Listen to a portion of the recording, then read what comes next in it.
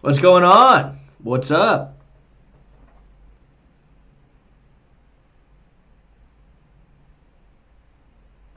What is going on, everybody?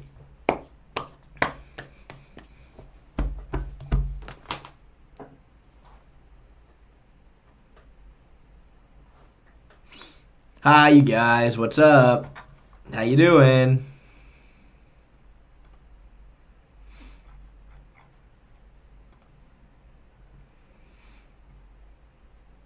Oh, let me see. Did that fix it? Did that fix the microphone? Let me make sure I'm connected to that. Let me make sure I'm connected to the right microphone real quick. That's the problem. Okay. That should fix it right there. I was connected to the wrong microphone. I missed you guys a lot. What's going on? We got a great stream planned for you guys today. We got a great stream planned.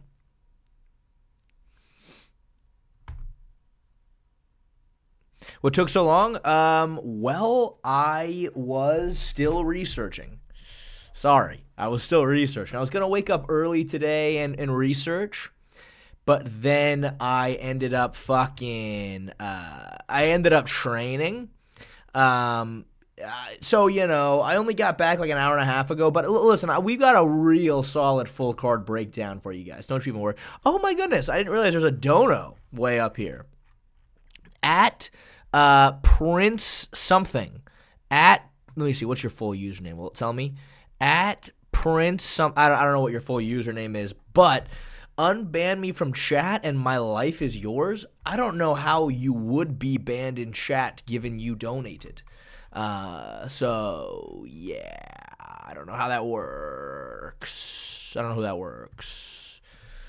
Okay, let me real quick before we get started, let me see if I can fix your guys' chat. So let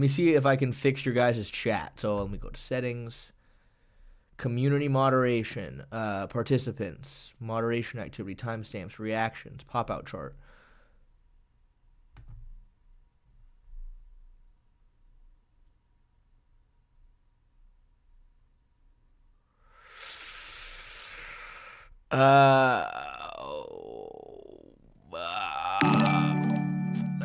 I'm trying, you guys. I don't know how to fix it. I think Morales is gonna chin Brady. Bet the house on JDM to win. Forget the parlay. LEC. Thank you so much for 2 months. I think Morales is going to chin Brady. Bet the house on JDM to win. Forget the parlay. Listen, we'll get into it. I spent a good amount of time. Looking at Brady versus Morales, and I do have a lot to say about that. I don't know, you guys. I don't know how to fix this. I did try asking ChatGPT, by the way. It was no help.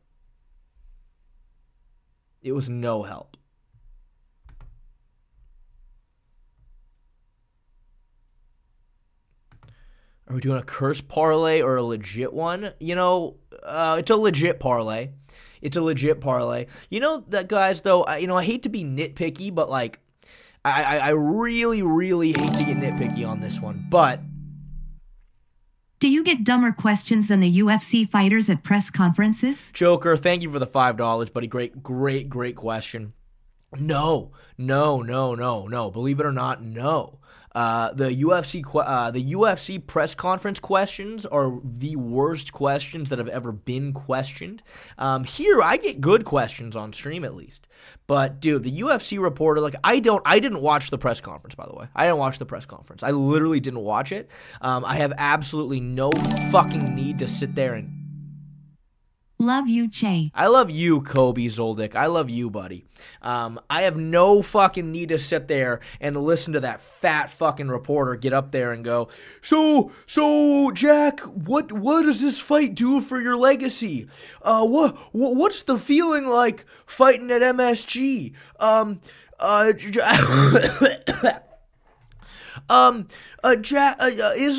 Islam. Obviously, Jack has really good boxing. What do you think about his striking? It's like, oh, I wonder what they're gonna say. Like, if I was a reporter, I'd go up there and I'd be like, listen, Islam, whether or not this is even true or not, which this isn't true, but I would go up there and be like, Islam, Listen, Dustin Poirier, kind of beat the shit out of you, which I don't actually think that he did, but I just want to be entertaining for entertaining's sake. And obviously, Jack Della, I think some would argue he's a better boxer. So what are your thoughts on that? Or just maybe compare the two. What do you think, Islam, between Dustin and Jack, or something? You know what I mean? Not what do you guys think what's the overall vibes you're feeling today? I'm like, dude, come on, man. Come on. But Kobe Zoldyck, thank you for the $2, buddy. I really love you too, Kobe Zoldyck. Thank you. Thank you. Okay. I don't know, guys. I'm really trying to fix the chat. I don't know how.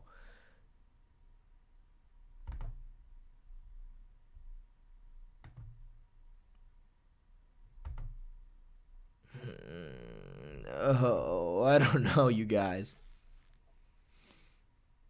You've tried Google? Okay, let me just take one quick look at it real quick. Okay, let me see. Real fast. How do I fix the names in chat? How to change YouTube live stream chat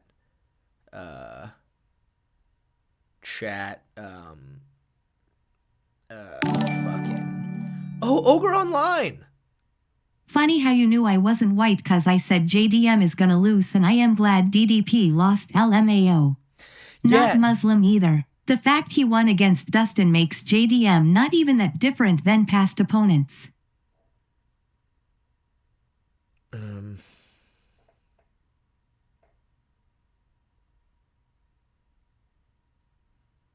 Yeah, listen, I don't know, guys. I don't know. I can't fix it. I'm sorry. I can't fix it. I wish I could fix it. I can't fix it. You guys are stuck with your current display names being your current display names, and there's nothing anyone can do about it to fix it. I'm sorry. It's just not going to happen, all right? You guys need to get used to this new reality that we live in, all right? I'm sorry. I'm really sorry. But let me see. Ogre Online, thank you for the $10, buddy. Funny how you knew I wasn't white because I said JDM is going to lose, and I'm glad DDP lost LMAO, not Muslim either. Yeah, dude, obviously, Ogre Online, you're a regular around here. I've heard a lot from you, and you gave off African-American vibes.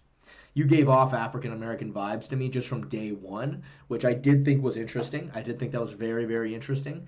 But, look, dude, I love you for it even more.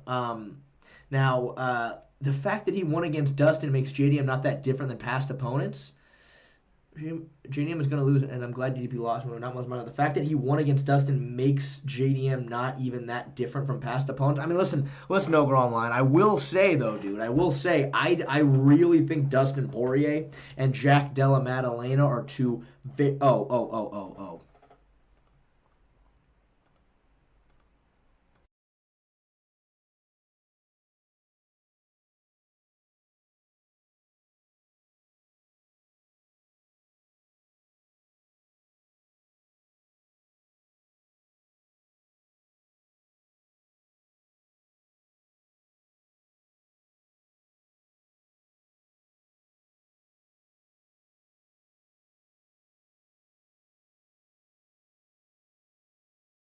Will say, man, I think that Jack Della and Dustin Poirier are very different fighters. I think that Jack Della Maddalena is essentially better than Dustin Poirier everywhere. I think he's quicker. I think he's faster. I think he's a better boxer. I think he puts combinations together better. I think he's an overall way better striker. He has way better kicks. He mixes up the kicks and the punches way better. I think his grappling is a lot better. I think he has way better scrambling ability, better takedown defense, better head movement. He's less hittable. I think Jack Della is better than him everywhere. I do wholeheartedly think that. But Ogre Online, I don't know, man. Just from all the vibes I've gotten from you for all these years, I knew that you were black.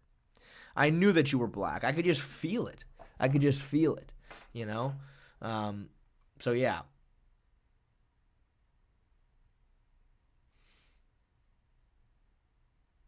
Oh my God, Casera.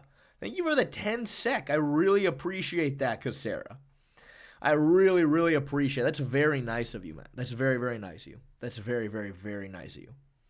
Let me real quickly, actually, before we get started, I need to pull up but I need to log into it real fast. Let's pull this up. By the way, guys, please, if you guys are interested, Trip 1345, thank you for the 99 cents, dude. I really appreciate it, man. That's so nice of you. Guys, listen. If you guys are interested in betting on any UFC event ever, use DraftKings Sportsbook, guys. Use code MMAShay. If you use code MMAShay, all one word, all you need to do is make a $5 bet on anything that you want. Just pick some random, give me easy 100% bet. Make a $5 bet. If it hits, they will give you legitimately $300 in bonus bets. They will just give you $300 just to play around with on there. I'm telling you, man, that is not a bad deal. Say what you will, that's not a bad deal. Okay. I am 5 feet 10,190. Any advice for me in a street fight? 5'10", 190 is not small, Dark Nebula _XX. That is not small. Listen, Dark Nebula, the truth is, man, the person who's gonna win a street fight most of the time is the person willing to take the fight the furthest, the quickest. That's what I'll say. Whoever will take the fight farther, faster is probably gonna win. Though the thing about street fights is, again, listen, I've never ever been in a street fight before, ever. I'm still waiting for the day I'm in a street fight, and I've had multiple opportunities of people wanting to fight me. But here's the thing that I've noticed, right? I remember like the last time it happened, I was playing basketball. And you guys might know this, I'm actually pretty good at basketball. But I was going up for a rebound, and I remember like as I went up for it, like I grazed the face of this Asian kid. He was like a college. He was my age. He was this big like Asian guy, and like I grazed his face going for the rebound. And then as like I'm backpedaling, he's just staring me down. And then I looked at him without I didn't have my front teeth, and I looked at him. I just went, "What's up? Like what? Like what are you staring at me for?" And he just like exploded. He's like, "Oh," he had like a thick accent. He's like, "I want to fuck you up." Da, da, da. And the thing is, like, what makes a street fight happen is two people like trying to puff their chest at each other. You know what I mean? Like, here's the thing: he was acting like he's all fucking crazy gonna fight me, and I remember just kind of being like, I was so relaxed. So I was like, if you try to fight me, like, I'm just gonna fucking ragdoll you. Like, I'm not even gonna hurt you. I'm just gonna fucking whatever I fucking wanted. I would just take you down and strangle you. So I'm just looking at him like, whoa. I'm like, dude, you're not. I'm just like completely calm and relaxing. Because I was so calm, he didn't really know what to do about it. You know what I mean? Again, he's acting he's fronting at me like, and what would have started a fight is then me in return also trying to be all intimidating, and then that would have probably led to something. But I swear to God, I went, dude, I know you're not going to do anything, and I'm so confident in that I'm going to give you a hug right now. And I walked up and I hugged him, and he went he was like, ugh. And then, you know what I mean? It's just like, that's the thing, right? That's the thing. So it would be really hard, I feel like, to really get into a street fight for me. Someone's going to have to try to attack me. Someone's going to have to literally just attack me. That's how I'm going to get into a street fight. Because if you're just calm and relaxed, you're going to freak the other person out, you know? So, yeah, my advice in a street fight is if you're untrained, just fucking take it the farthest, the fastest. Headbutt him, like, right in the fucking face. You know what I mean? That's what I would say. Oh, my Lord. Baseball Boy 1997's return. It's been a while since Baseball Boy has been in the chat. At some name that I can't pronounce. Thank you for 1 month of being a member. Who do you think would be the toughest opponent for Islam after JDM at welterweight? Shavkat Rakhmonov, dude. I think Shavkat Rakhmonov is a really, really, really scary fight for Islam, because Shavkat is I would say minimum he's about 6'2", minimum. He's listed at 6'1". He's not 6'1". He's about 6'2". His frame is so much bigger than Islam's. Frankly, his frame would be way better than Jack Della's. Obviously, you know, he fucking outboxed Ian Gary over 5 rounds. Just outboxed him. He's a really good striker. His wrestling, Shavkat's pure wrestling is probably the weakest aspect of his game. He kind of goes for a lot of clinch takedowns and shit. But on the ground, he's such a fucking monster with the top pressure and the submissions. It's a really, really difficult fight for Islam. Because, I mean, dude, the frame difference is massive. That's who I would be terrified of for if I'm fighting Islam. I think Islam's going to struggle taking him down. I think on the feet, Shavkat's way better. I think the only thing is maybe Shavkat won't be able to take down Islam, but, you know. Isaac, thank you for 2 months of being a member. Hey, Shay, cheers for the content. Only channel I'm a member of, and I used to watch The Weasel. However, now I question why, because he doesn't explain. Yeah, listen, man, nothing against The Weasel, but I sometimes, most of the time, don't like his content. I'll be honest with you. When I'm watching, I'm just like, I don't think you're doing a good job. And that's nothing personal. I'm just not a big fan of him. I do appreciate that. And listen, man, I'm telling you, there is no other YouTube channel on this entire platform that gives better members-only content. Like it's $5 a month, and I just fucking spam content at you. So many breakdowns. They're superior. I can show full clips instead of screenshots. It's so good. It's so good. It's so good. There's no better members-only platform, period, than my channel. So you know.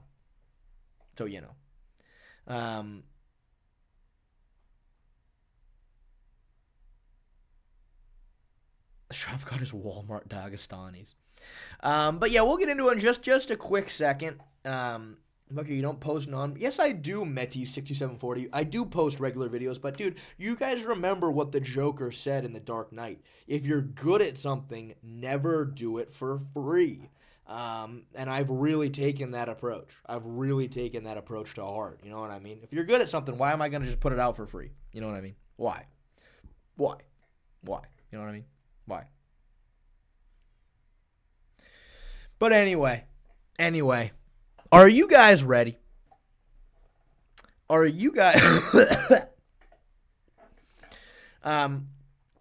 Meti6740, you post one non-members video per 3 members-only videos? Well, yeah, because listen, dude, I hate to say it, man. I want to stay humble. But the members-only content has been a new revenue stream for me that I just am fucking amazed that I wasn't grinding before.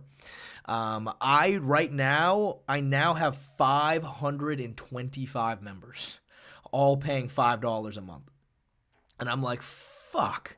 Like, it's almost like my regular ad revenue is, like, just extra now. And it's crazy to think there was a time where all of my money used to just come from videos. That's it. Only videos. That's it. Didn't even live stream. No members-only content. I can't imagine doing that now. I literally can't imagine. And again, I sort of got the idea from Jack Slack. Because I remember it was you guys told me in chat one day. I remember saying, I'm like, dude, Jack Slack is like so well known and everybody knows him, but like he doesn't get a ton of views. He doesn't even really post that much. Like, it's interesting.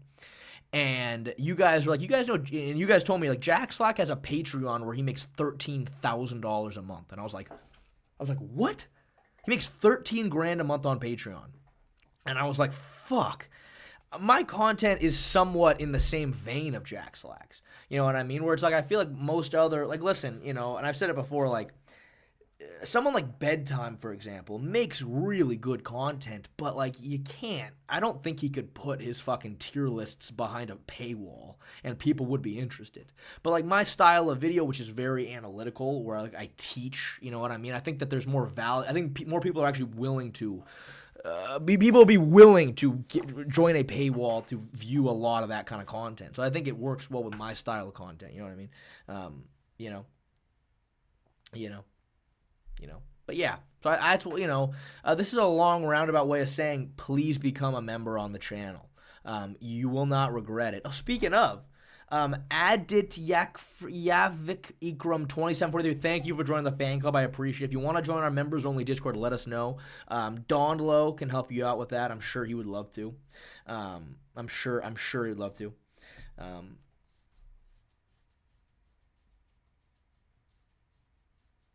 Yeah, see, Mike's likes films, I'll tell you.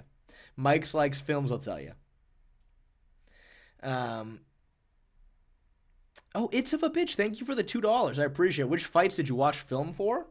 I watched film for Bo Nickal versus Rodolfo Vieira, Benoit Saint Denis versus Dariush, Morales versus Sean Brady, Leon Prates, fucking what's his name, fucking the main event, fucking, you know, all of them pretty much, all of them. All right, guys.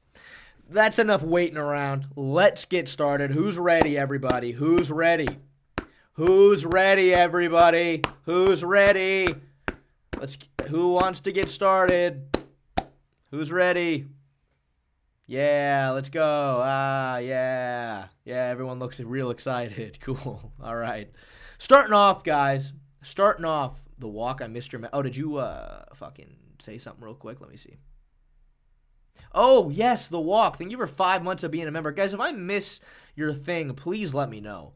Shay stops people from fighting him by touching them without consent. Yeah, that is literally what I did.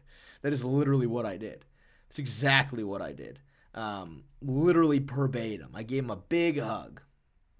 Tart Nebula, thank you for the 14 czar. I'm 4'11", 600 pounds. My opponent is 6'5", 125. Any advice? You're 600 pounds at 4'11"?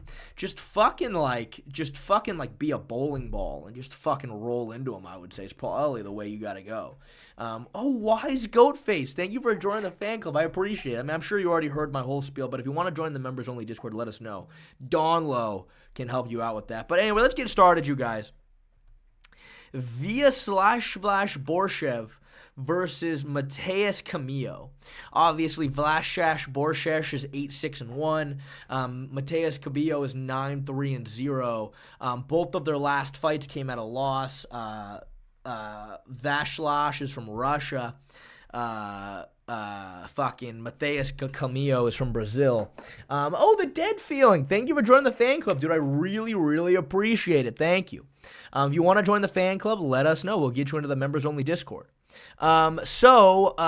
Reach 0 inches on his reach, which is crazy. 0 inches on the leg reach, which is crazy. Vlash is one of those guys where it's like he's from Russia, but like not in a good way. He's not from Dagestan. He's just like from Russia. He's like more of a Pyotr Yan-esque Russian than a Dagestani Russian. Yeah, that's all I have on this one. Now, Bangshur Shuvash versus Eric Monorico. That's also all I have on this one. Angela Hill versus Fatima Klein. I've never heard of these two people before. I've literally never heard of these two people. Yeah. Oh, Pat Sabatini versus Chepi Mariscal. I know Pat Sabatini for getting knocked out viciously by Diego Lopez. That's all I know. Oh my God, Kyle Dawkins versus Gerald Meerschaert. Guys, listen. Gerald Meerschaert is legitimately like, dude, say what you will about Gerald Meerschaert. Hamzat did not take him down, dude. Hamzat did not take him down. Hamzat didn't even get close to completing a takedown against Gerald Meerschaert.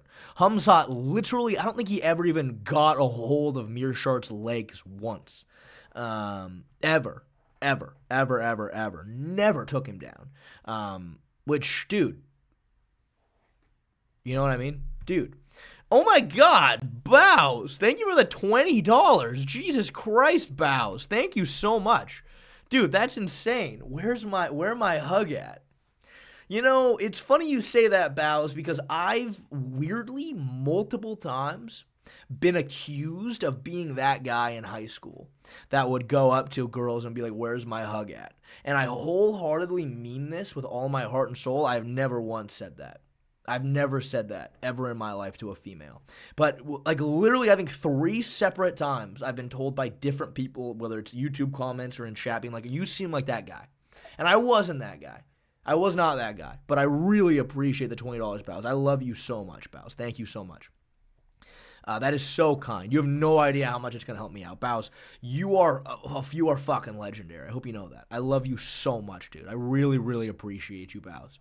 Dude, I'm buzzing, man. I'm buzzing. Thank you. And Diego Lopez, thank you. This is like your 8th time rejoining the membership.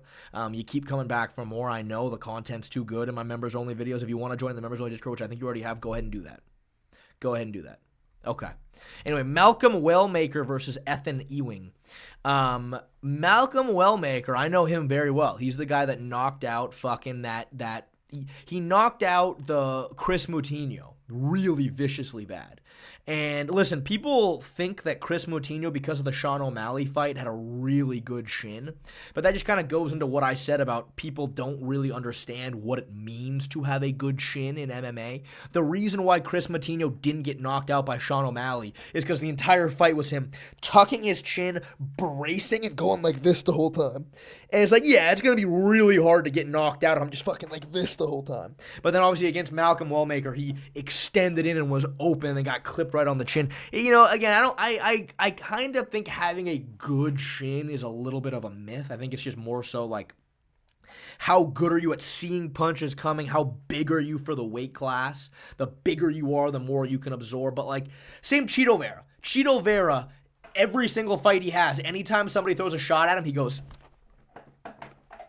It's like, of course he's not going to get knocked out if that's what he's doing.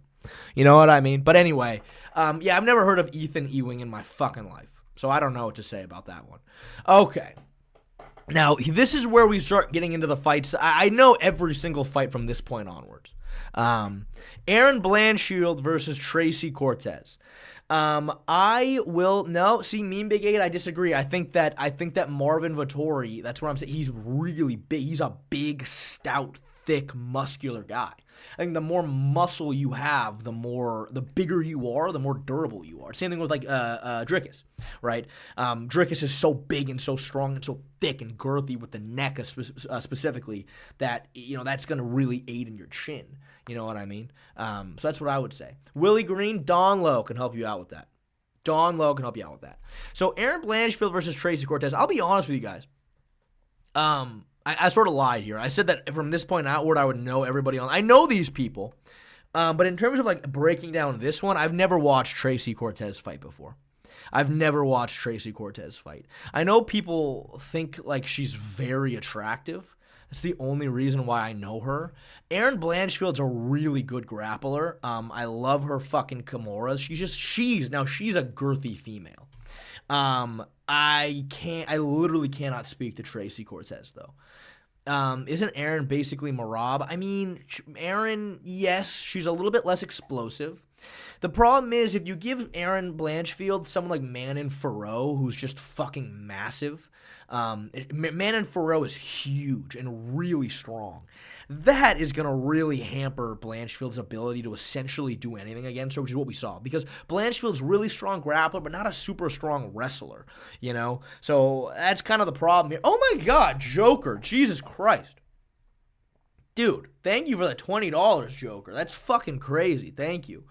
Blood thinks he can out-dono/glaze me. Also, would you ever consider coaching a UFC fighter? Well, Joker, that's really... Dude, thank you so much for the $20, Joker. I love you, but that's so nice of you. You have no idea how much that's helping me out. I really appreciate that, Joker. Thank you so much. Thank you. I have worked with UFC fighters before. I've worked with... what the fuck's his name? I worked with I posted on Instagram a while back. Tricoli. I worked with Tricoli. I'm right now working with, he's not a UFC fighter. He was a Bellator fighter. I'm working with, oh my God. Fuck, this is embarrassing. I hope he's not watching this. Jesus, I'm working with Ian Butler, who has a grappling match next month against Joe Pyfer. He's grappling against Joe Pyfer next month for Fury Grappling. And he reached out to me to work with him for the camp, which, you know, listen, I don't know if he can beat Joe Pyfer, to be fair. I don't know if he can. Ian's a really good wrestler. We're working on it, though. I'm doing my best. You know, so yeah, for sure. I have worked with UFC fighters before. it just would depend if the money's right. Like, if I'm really good friends with you and, like, I'm really close to you, it's like, it's no problem. I would do it for free. But, like, for most, like, if I have been reached out to from, like, professional fighters that I don't know, and I'm just like, well, how much can you offer to pay me? And then these guys are broke, so they really can't pay me much at all. And then I say, well, no, thank you. It's pretty much how it normally goes. So, you know, but I have worked with guys before in the past, and yeah, I'd love to. I mean, one day you'll see me in a UFC corner, I imagine, based on how I've been reached out to in the past. I'm sure it'll happen. But thank you so much for the $20, dude. I really appreciate it, Joker. I love you. Mr. Crisping for 8 months of being a member. Shaylex muscle mommies confirmed. I don't know what in any of the analysis I gave about Aaron Blanchfield where I gave you that idea. You know. So, no, I disagree. I don't think so. I actually don't think so. I really don't think so. Didn't really work out with Tricoli. He's 0-3. I mean, yeah, well, to be fair, the fight that I was actually working on him with, the guy pulled out. And then he moved away, and he didn't live near me anymore. So, you know. And anyway, next.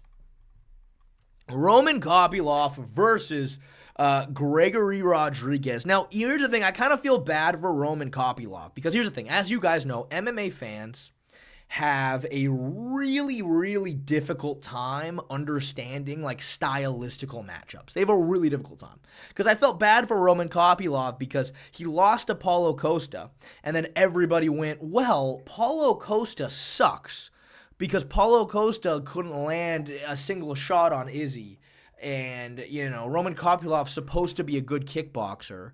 Kickboxing is all the same. So that means that Roman Kopilov sucks. And no, that's not true at all. Roman Kopilov is good. He's a very good striker, but stylistically, you have to use a lot of movement and footwork against Paulo Costa. Paulo Costa's game is to be giant and jacked and girthy and large, and he just rips punches on you when you stand right in front of him. That's how he brutalized fucking Uriah Hall, who just stood there covering up against Paulo Costa, and then Paulo Costa just fucking, again, he's going to treat you like a goddamn pinata if you're standing right in front of him. Now, what did Israel Adesanya do? Just stayed really far away, leg kicks, body kicks. Every time Costa moved forward, he was always circling away because he has better footwork. Now, Roman Kopilov, again, is a very good kickboxer, but he just is very stationary. He likes he likes to use a lot of, like, I mean, I wouldn't say he's a Muay Thai fighter, but he uses a sort of like Muay Thai-esque kind of defensive game where he's very stationary and he hops right in front of you. If you are going to be stationary against Paulo Costa, you're going to lose regardless of your skill set. But it doesn't mean that he's bad.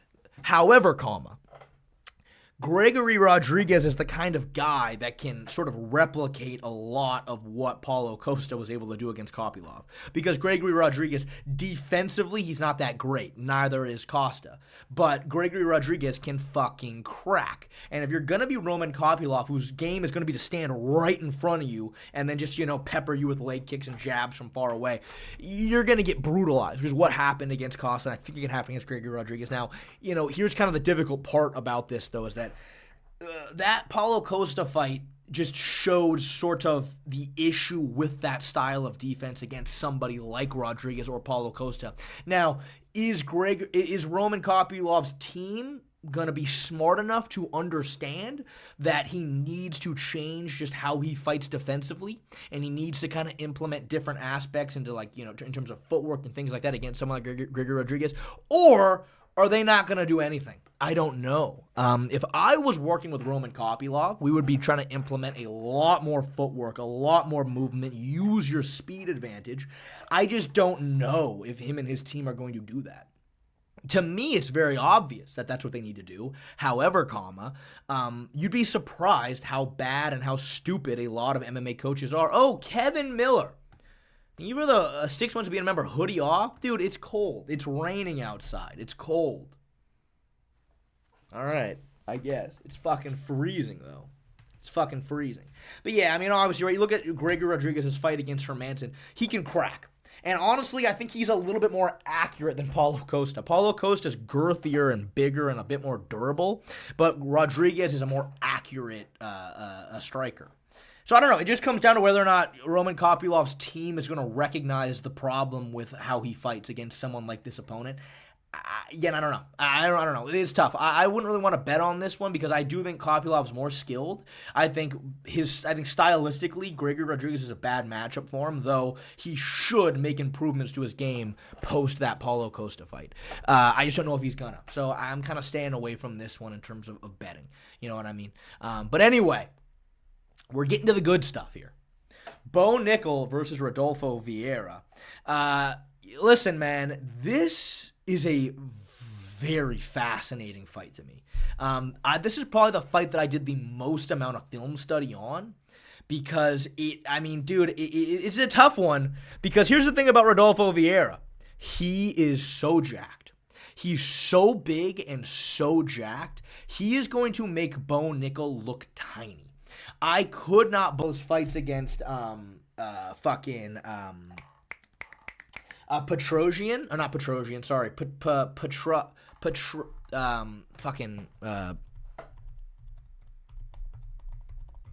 was his last fight, Petrosian or whatever, Petrosky. Thank you, Meme Big 8. You look at his last fight against, or not his last fight, but the fight before Petrosky. He beat Petrosky. He really struggled taking Petrosky down. He really struggled. Cody Brundage, the guy that everybody kind of memed Bo Nickal about for struggling against, Rodolfo Vieira actually struggled taking down Brundage. Now, I will say, going back and watching Brundage versus Vieira, I was actually I kind of forgot how good of a wrestler that Brundage is. Brundage is actually a very athletic, quick, strong guy with good takedown defense. Now, Brundage he jumped guillotine against Vieira, and then Vieira just fucking immediately arm triangled him. That's kind of an issue with this matchup, is that Rodolfo Vieira, again, he has good wrestling, but here's sort of the thing, right? I don't really care how good of a wrestler you are. Again, Bo Nickal is probably the most decorated wrestler in MMA right now. But it doesn't really matter. If Rodolfo Vieira sets up a really good shot up against the fence and gets his hands locked behind Bo's knees, like he did against Petrosky and he did against Brundage once, he's going to take him down. He's going to take down Bo Nickal. Here's the problem. Both Petrosky and Brundage were able to push the head away, turn to their knees, and pop up. And then obviously Rodolfo would go for the body lock from the back. But it's hard. Rodolfo Vieira, being so big and so strong and so jacked, he's not super agile with the back takes. He truly is a top player pressure kind of grappler. He needs to get on top and smash you. But if you turn to your knees, push the head away, and pop up, he's not jumping on your back like fucking Charles Oliveira or fucking Cade Rotolo. He's not doing that. He just can't. So I think it's going to be really, really hard for Rodolfo Vieira to actually take down Bo Nickal. I think theoretically he might be able to, but I just don't think there's anything stopping Bo from just turtling and getting back up. Now, here's the thing though. In terms of the striking between them, dude, I think it goes both ways a little bit. I might favor Vieira a little bit on the feet. A little bit. It's tough to say. Obviously, on the contrary, I don't think Bo is going to want to take down Rodolfo Vieira. Rodolfo Vieira doesn't have a super strong guard, but he has a really good half guard sweep, where Rodolfo Vieira will get to the body lock against you and then pull you down and sit down and grab the underhook and start working a half guard sweep. Again, I don't think he can take down Bo, but I just also don't think Bo is going to want to really work from that position. The last time Bo ended up in like a weird front headlock position, he fucking pulled guillotine against RDR and paid for it dearly. I can kind of see neither of them. I can see Rodolfo trying to take down Bo and not being able to, and I can see Bo really not wanting to take down Vieira. Especially because Vieira is going to be so much bigger and stronger than him. So here's the thing on the feet. Rodolfo Vieira's biggest weakness is that he doesn't move very well. If you rush at him with punches, he puts his hands up and he kind of starts backing up, but he has no head movement. He doesn't do a good job getting his head off the center line like a classical jiu-jitsu guy. And he's open for overhands. Cody Brundage dropped Rodolfo Vieira really bad. Because, again, Cody Brundage just fucking went at him with a huge overhand, and all Rodolfo did was cover up and back up, and the punch just went right around the guard and dropped him. Rodolfo just doesn't move very well, man. And obviously, what does Bo Nickal do? He spams overhands. However, Rodolfo Vieira's striking has actually gotten really good. I think he has a really nice jab, a good 1-2-3. He's a cleaner striker than Bo Nickal is, at least as of right now. Bo Nickal, obviously, right, he's not super young, but he's only been training MMA for 4 years now? So theoretically, he is going to improve his skill set, theoretically. And maybe we'll see some more polished striking, maybe. But the problem with Bo Nickal is that, he just is so goddamn off balance when he throws his overhands, dude. He's so off balance. And he also stands really wide, and he's super bladed on his lead leg. And Rodolfo Vieira throws a shit ton of leg kicks. Dude, frankly, I don't know if Bo can actually hurt him on the feet. And I think that Rodolfo is a little bit more polished. I can't really believe I'm saying this. I kind of might favor Rodolfo Vieira here a little bit. Obviously, it's contingent on Bo Nickal not making any improvements to his game at all. Again, it's hard to say. Because, again, he's not young, but he has only been training MMA a few years. He theoretically gets to improve his skills. I don't know. As of what I've seen, though, from them recently, I think Rodolfo Vieira is a little bit cleaner on the feet. I think he can be open for the overhands. I just don't think Bo is going to really be able to sting him with one the same way Brundage was. Brundage is legitimately athletic and fast, and he can, really blitz at you quickly. I don't know if Bo can do that. So, fuck, dude. I don't know. I'm actually legitimately might be leaning towards Rodolfo Vieira here, as crazy as that sounds. I think he's going to be very open for the leg kicks. Bo will be. I think he's not going to want to take Rodolfo down. I think Rodolfo's hands are a little cleaner. I don't know, man. I probably wouldn't bet on it. I'm probably not going to add to the parlay, but I might be leaning towards Rodolfo Vieira to win. Let me see. I got a few donos, I think. Oh, my God. I can't pronounce your name. Thank you for the $5. How do you think will Islam react to Morales being gay if they have to fight, given the way he was raised and all? I don't know. I mean, listen, Islam to me doesn't seem like the guy that tries to per se spit religious doctrine at you. Islam doesn't seem like one of those people on the street that holds up the Jesus loves you signs on the street and yells at you. He might just not even mention it. Now here's the thing. Again, going back to what we were talking about earlier, if I were a UFC reporter who got to ask questions at these press conferences, I would ask Islam. I go, Islam, Michael Morales, if you win the belt, you could fight him next. He's gay. What do you think about that? Michael Morales enjoys male anatomy. Michael Morales has been inserted with a penis at some point in his life. That's literally my words verbatim to Islam, just to kind of get an idea of what Islam would think about that. So I don't know. It's a good question, though, man. Cryptic different. Thank you for the $2. Shay, my bet is BST and Kyle KO Surkov thoughts. Kyle? Oh, this guy. Listen, we will talk about Benoit Saint Denis right now. I don't know who this guy is. I've heard of Kyle Dawkins. Jesus, look at that body. God damn. He's like a much narrower version of, he's like a way more narrow version of fucking RDR, but he got some big ass legs. Yeah, I don't know, dude. I don't know anything about Kyle Dawkins. I apologize. But we'll talk about, speaking of, to answer your question, we'll talk about Benoit Saint Denis right now. Let me see. What, Carlos Condon enthusiast. Thank you for the $10, dude. I really appreciate it, man. Thank you. So what do you think of DC literally training with Islam in their camp fight week, then going on to commentate his fight? I feel like that's a little odd.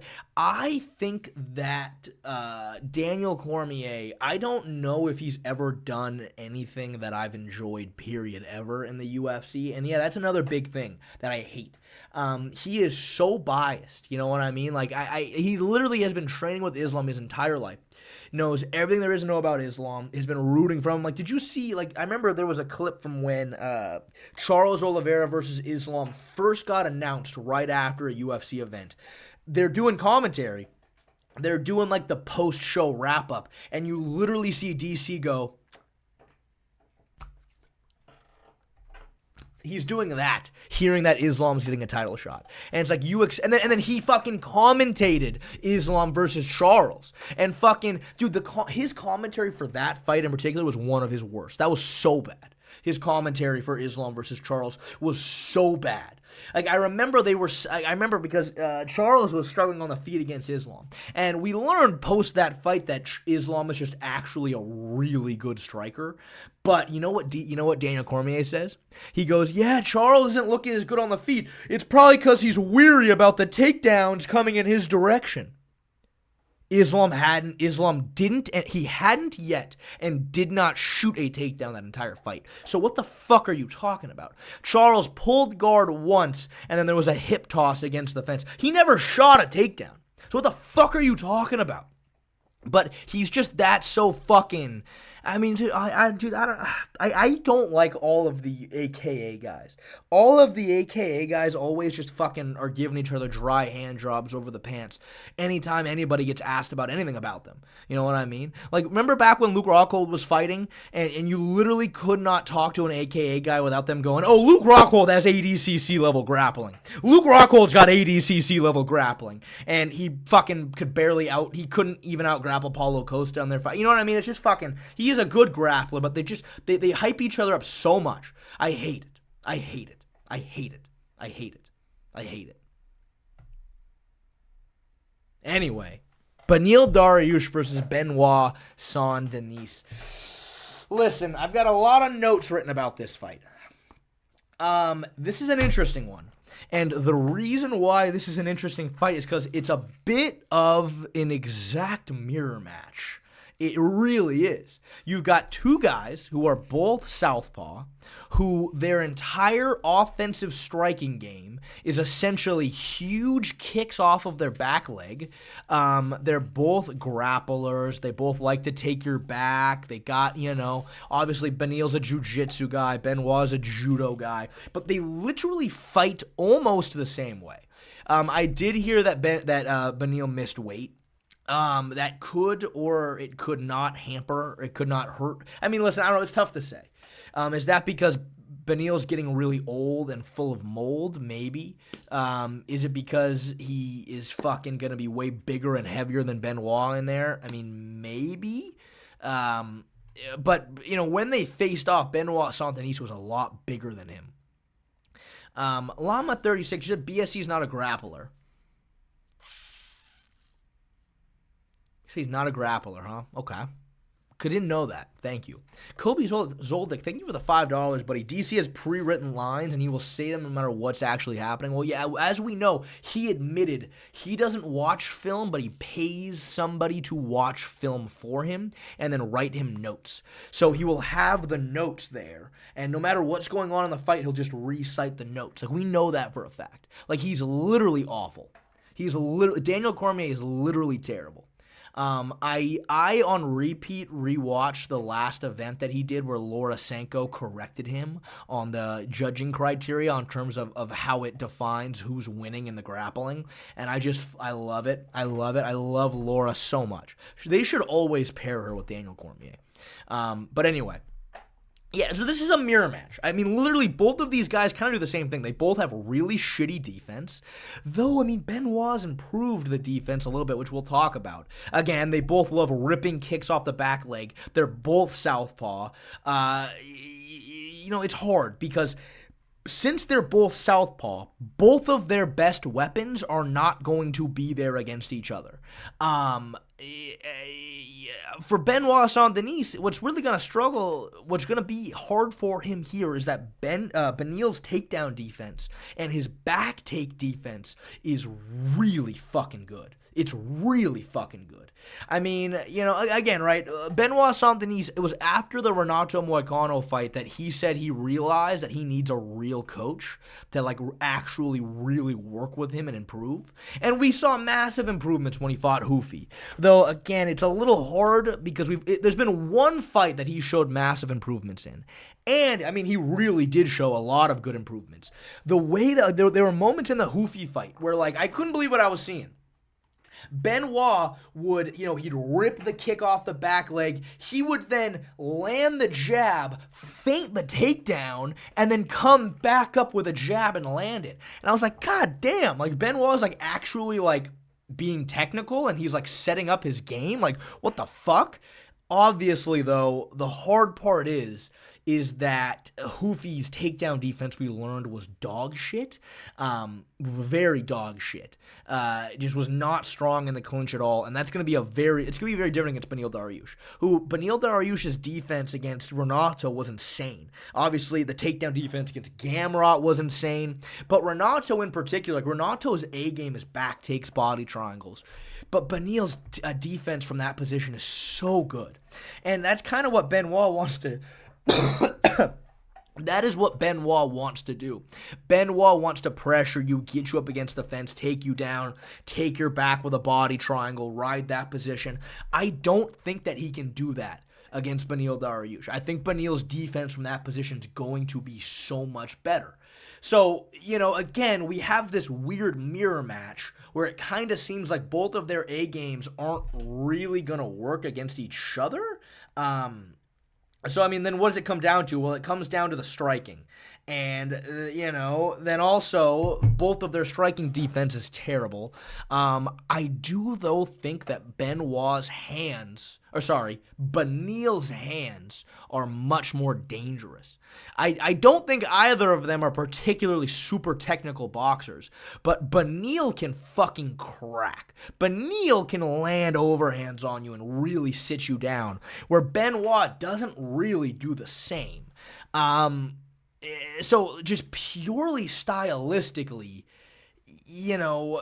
and also it's hard though because Beneil's so much old. How old is Beneil now? Let me see. How old is he? I forget.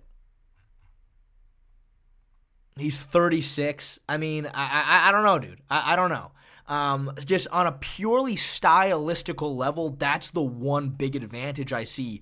You have a mirror match where they're both kind of the same, apart from some slight grappling differences. I think Beneil is more dangerous with the hands. I think both of them have bad defense. I think Benoit has improved a lot since the post-Hoofy fight. I think maybe he'll improve even more.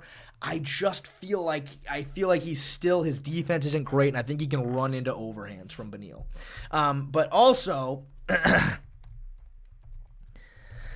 fucking BSD looks fucking huge. Bad face-off? What the fuck?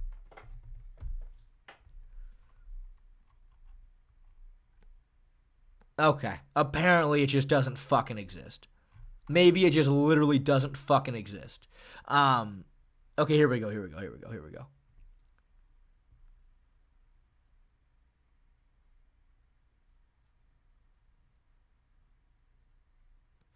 I mean, dude, he looks a lot bigger than Beneil. Like, it's kind of crazy to think that Beneil is the one that missed weight by 2.5 pounds. Dude, look, it's difficult. It's difficult. This is another one that, like, there are certain things where it's just like, again, right, I'll repeat it. It was after the Renato Moicano fight that Benoit set himself like, he's like, okay, I need a real coach. I need someone that can actually work with me. And he did make massive improvements post that fight. I mean, who knows what better improvements he's going to have? I don't know. Maybe his striking will look a little cleaner. He's popping the jab better. He's setting up his strikes better. Maybe he's not as reckless. His defense is a little bit better.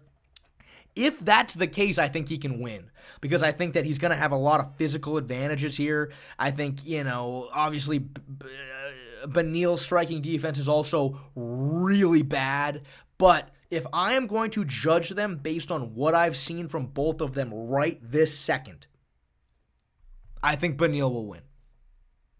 I think Beneil is more dangerous with his hands. I think he's a little bit more accurate. I think he has the propensity to really catch him moving in, whereas I don't think Benoit is going to be able to do the same thing. But that's just contingent on whether or not he's going to improve any more than he already has. But I do think, again, that's all I can really do is base it off what I've seen right now from both of them. I think Beneil has a higher propensity to win. That's what I think. I don't know, though. I mean, there's some value that he has here as the underdog, but maybe over on rounds is a good one for this one. I think maybe betting this one over a round and a half maybe is a little bit better, maybe. Again, I feel safe doing that because the best weapon each of these guys have isn't going to be there because they're both southpaw. So you know what I mean? That's what I'd say on that one. Now, Leon Edwards versus Carlos Prates. This is one that I have really researched like a goddamn homework assignment. I just made a phenomenal members-only video breaking this one down. And guys, I'll be honest, I think Leon Edwards is fucked. I think Leon Edwards probably doesn't stand a chance here for a number of reasons. My big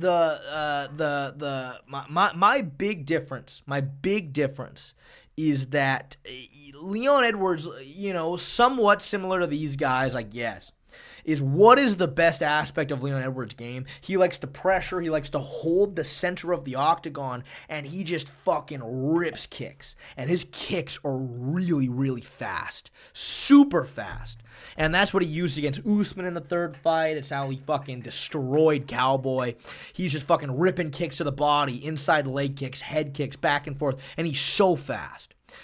His hands aren't great.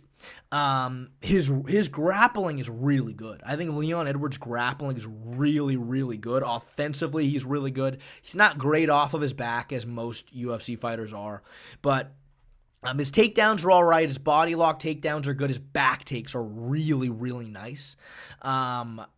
Again, though, right, as I've mentioned about 1 trillion times now at this point, his last 2 fights have been against essentially 2 complete stylistical counters. Bilal Muhammad and Sean Brady both are very similar, and they both used the exact same strategy to exploit the exact same weaknesses in Leon's game, which is in the pocket. He doesn't use a lot of movement, so if you're going to pepper him with boxing combinations, he's just going to cover up, which is going to leave his hips open for takedowns, and they both just exploited that. Even then, though, Leon Edwards, the reversal he hit on fucking Muhammad to take his back for the body triangle round 3 was really nice. So here's my big problem, though, man. Here's my big problem. Leon is a southpaw. So when he fights orthodox opponents, his kicking game is really good against them. Carlos Prates is also a southpaw. So that inside body kick, inside leg kick, head kick's not going to be there. The last time Leon fought a southpaw, it was against Nate Diaz. And yeah, Leon's kicking game was really muted. The only kicks that Leon had was leg kicks against Nate Diaz, because obviously southpaw versus southpaw. Obviously, Nate Diaz, he's Nate Diaz, you know what I mean? So Leon was still just fucking him up. He was taking him down, you know what I mean? Landing a lot of leg kicks. Carlos Prates, though, it's really hard to land leg kicks on him. He bounces that lead leg really, really nicely. Obviously, he's like that pure Muay Thai background. So that is kind of already out for Leon right there. Nate Diaz landed a fair amount of just straight left hands that landed on Leon. Quite a few. I believe in our video, we looked at like 5 examples of Nate just cracking him with a straight right hand. Though obviously Nate doesn't have a lot of power, and it wasn't until round 5 that he clipped him right on the chin to hurt him. Obviously, even Usman had a few good moments of landing some straight right hands against him. What is literally Carlos Prates' fucking... Well, what does he do? He knocks you out with straight shots right down the middle. He's so fucking powerful. He's so powerful. So, Leon Edwards' entire offensive game, I don't really think exists here on the feet.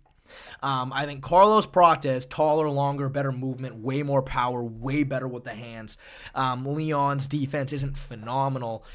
Prates' game should really open up here. I think the one advantage Leon might have is the grappling. I think Leon's a very good grappler. However, Ian Gary shot like 8 separate times on Prates and never got close to taking him down, and even got reversed in round 5.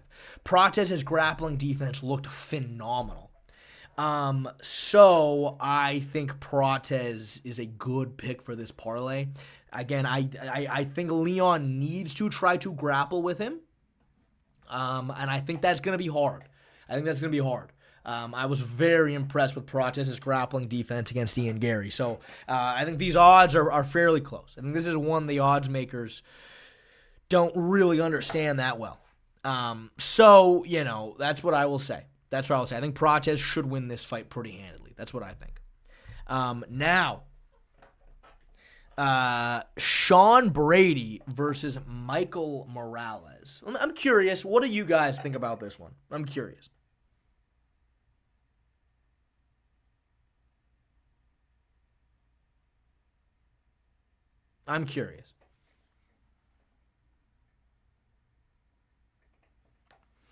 Brady. A lot of people are saying they think Brady is going to win. At least 3 people said that, which is interesting. Those 3 people, it seems like, are the only ones with an opinion. Brady sub. Okay, well, some people are saying Morales. Listen, I'll be honest with you guys. I'm very scared for Sean Brady in this matchup. Guys, Michael Morales is fucking huge. I cannot believe how big he is. He's listed at 6 foot. He is the exact same height as Neil Magny at 6'3". He's the exact same height as Neil Magny. That was one of the fights I went back and looked at. Neil Magny is a clean 6'3". Morales is the exact same height. I was like, Jesus Christ. Obviously, you just look at their face-off. Michael Morales towers over him, while at the same time, like, he's not skinny. He's very big. What worries me for Sean Brady here is that Sean Brady, I actually like his boxing. I think he has pretty good boxing. I think he's an overall cleaner boxer than Belal. I think that he mixes his combinations together pretty well. However, there were a few moments against Gilbert Burns where Brady got cracked with some overhands and actually hurt a little bit. Nothing crazy, but he ate some overhands and got wobbled a little tiny bit. And what scares me about that is looking at Michael Morales versus Gilbert Burns. Michael Morales did 2 things really well in that fight. He maintained range really, really well. He was popping the jab, maintaining a lot of space. When he fucking whipped the right hands, he's fast and he's really powerful. And he was getting Gilbert really worried about the right hands, which, again, that is what Brady was getting caught by against Gilbert. Somebody who's not nearly as tall or long or as rangy as Michael Morales. He got caught with a few big overhands. Morales against Gilbert was landing the overhand. Then in the finishing sequence, he steps in, he goes jab, he brings this hand up, and then you see Gilbert cover up, and he brings this hand up, and then goes underneath and just cracks him with an uppercut. And I was like, God damn, I really liked that combination. I really, really liked it. And obviously he fucking stunned Gilbert bad and finished him. I think Michael Morales on the feet is really dangerous for Sean Brady. Super, super fucking dangerous.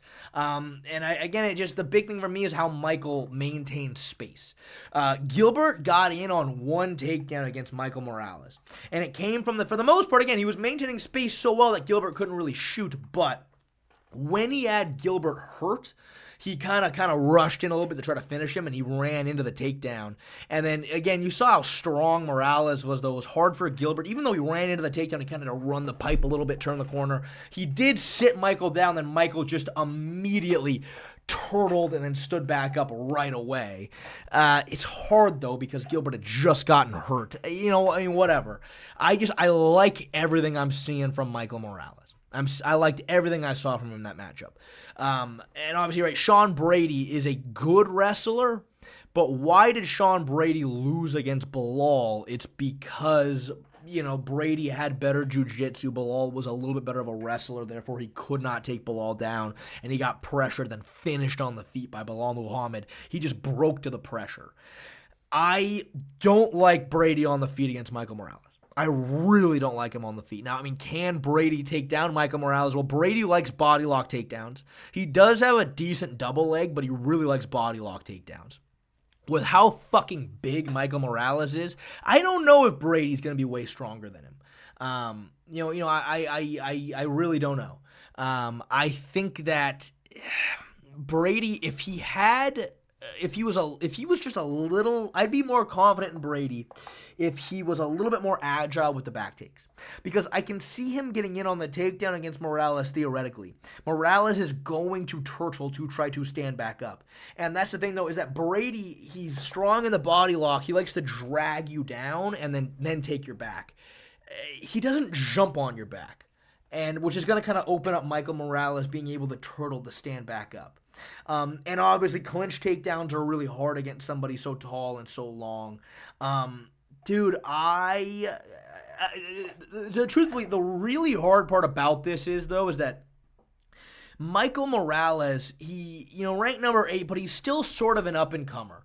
He has fought in a lot of cans, and then he fought Gilbert Burns. Every single time somebody fights, you learn a lot more about them. And it's really hard to be definitive when, again, you've got this young, undefeated up-and-comer who's just kind of ran through a bunch of guys who suck, has fought one good but way older guy, and now this is like his first real test against legit competition. This is his first test against real competition. So, yeah, listen, no disrespect to Jake Matthews. Look, he's a can compared to the tip top of the division. But, obviously all of these guys are professionals. So, I don't know. Based on what I've seen, I can really see a reality where Michael Morales cracks him. I really can see that. I just I don't know if you can be definitive on this against someone like Michael Morales per se. I wish we'd seen his grappling tested just a wee bit more against somebody as good as Brady is. He's also so fucking young. He's only 20. I think he just turned 26. He's so young. And again, you look back at some of his older fights, he's 23, 24. I don't know. These are my least favorite kind of fights to break down. You have somebody who, I will tell you what, we will know a lot about Michael Morales after this fight. We will know a lot about him after this fight. I just think that, Sean Brady, very, very small propensity to finish Michael Morales on the feet. I think that, can he set up his takedowns against Morales? Maybe, but I just like the way that Morales manages distance so well. And, he's so tall and so much longer, and he stays away with the jab, and he mixes in, that right hand, the way he fakes the overhand to go for the uppercut, and he cracks. I think he can finish Brady on the feet. I might be leaning towards Michael Morales to win, but I can't be certain about it. I think obviously Brady's A game's the jiu-jitsu. Obviously. I think Brady he's up there as some of the best jiu-jitsu in the entire sport. I just think that he needs to get Michael Morales flat on his back and half guard. That's where, to me, that's where Brady is so fucking insane. When he gets on top of you in half guard, that's where he was taking down Leon Edwards. He's such a problem there. His half guard game's insane. Fucking wrapped up that mounted guillotine, Kimura, Kelvin Gastelum. I can see him taking out Michael Morales, but Morales is gonna turtle up against the fence. And I just don't know if that's where Brady's game opens up that well. So I don't know, but I think I might be slightly leaning towards Morales a little bit. And obviously, right, looking at that Leon Edwards fight, yes, Brady looked insane in that fight, but again, he just took advantage of the exact same stylistical weaknesses that Belal Muhammad took advantage of, I don't know. I don't know, but I might be leaning towards Morales a little bit. Yeah, Brady's about 5'9". Michael Morales is about 6'3", and he's not skinny. maybe 6'2", 6'3". He's not skinny. He's fucking yacked out of his mind. He's huge. So yeah, I don't know.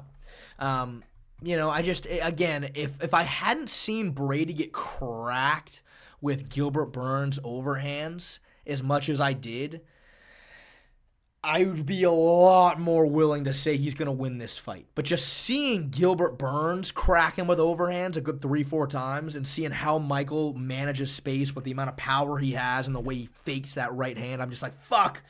I don't know. Oh, Meme Big 8, thank you for the $10, buddy. I really appreciate it.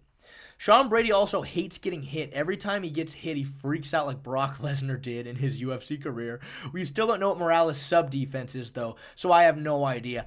That's the problem. And again, I hate trying to break down fights like this where, again, you have somebody who's young, undefeated, who's beaten a lot of low-level guys.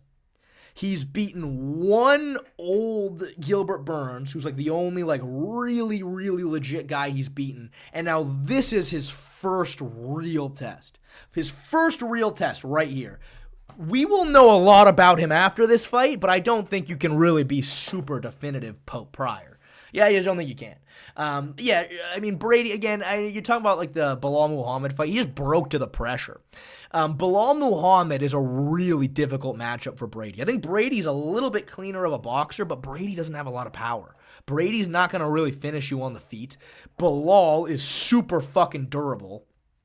He's a better wrestler than Brady, so Brady couldn't take him down, and Belal just walked him down and broke him with pressure. You know what I mean? So, that's kind of my thoughts here. We'll see. Maybe we'll play around with Morales on the parlay, or we'll see what the odds are for rounds, maybe. But I honestly might be leaning towards Morales a little bit there. But we'll see. All right, next. Valentina Shevchenko versus Zhang Weili. Listen, one thing I will say here. I feel really bad. I mean, maybe I shouldn't feel bad. But I have to empathize slightly with Rose Namajunas. Because obviously Rose Namajunas, right, for one, she got groomed by fucking what's his name? Fucking Pat, fucking pedophile Pat or whatever. Well, what's his goddamn name? I forget his last name. Pat, her fucking husband, who met her when she was like 13, 14 years old, and then he was a grown-ass man, and then Pat Barry, thank you, Pat Barry. Pat Barry met Rose Namajunas when she was 14. He was a grown-ass adult, and then, grooms her, basically raises this girl. She becomes legal, and he immediately starts hitting. It's weird, all right? It's weird.